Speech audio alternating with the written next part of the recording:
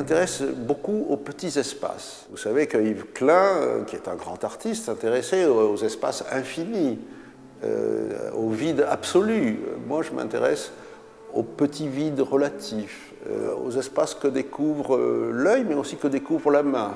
Mon corps d'artiste reste la mesure de tout ce que je fais. Je ne le fais pas faire par des assistants, je ne le fais pas faire par l'industrie, c'est moi-même qui travaille à ma mesure, à la mesure de mon corps. Battement, c'est surtout les battements du cœur.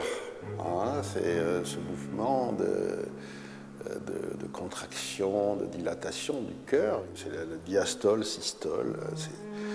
Donc il y a certaines œuvres qui sont basées sur cette idée de dilatation de l'espace et de contraction de l'espace. Tzimtzum provient de la Kabbale juive, c'est l'idée d'une contraction du principe divin qui nous a permis d'exister.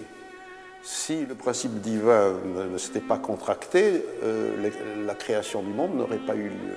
Chemin, c'est autre chose. Chemin, c'est veut dire qu'un artiste chemine et qui ne sait pas très bien où il va arriver. Peut-être il arrivera nulle part, mais ce n'est pas important, il y a une gratuité de l'œuvre d'art.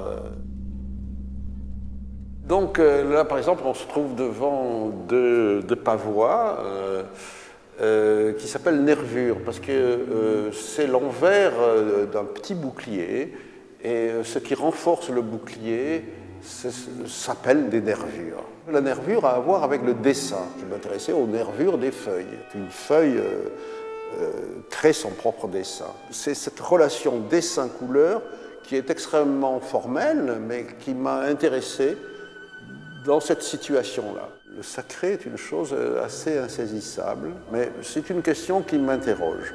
L'or, la feuille d'or, capte parfaitement la lumière, la concentre, même et en particulier quand on est dans l'ombre et dans l'obscurité. Mais on peut capter la lumière de l'esprit, c'est ce que veut dire la feuille d'or.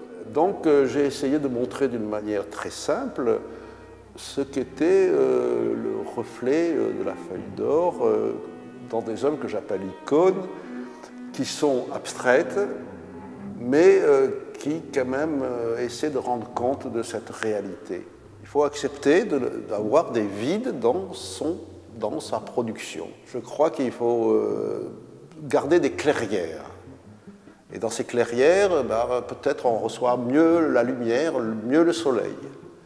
Et puis après, on reprend son chemin dans la forêt.